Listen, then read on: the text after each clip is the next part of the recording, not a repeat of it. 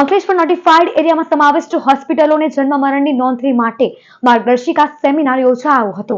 Ankleshwar notified area હોલમાં વિસ્તારમાં સમાવિષ્ટ હોસ્પિટલો માટે સેમિનારનું આયોજન શનિવારે થયું।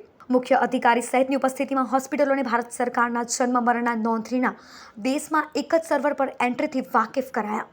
નોટિફાઈડ એરિયાની હોસ્પિટલોને નોંધણી માટે કેવી રીતે એન્ટ્રી કરવી, ડોક્યુમેન્ટ અપલોડ કરવા સહિતની બાબતો અંગે માહિતગાર કરવામાં આવ્યા હતા।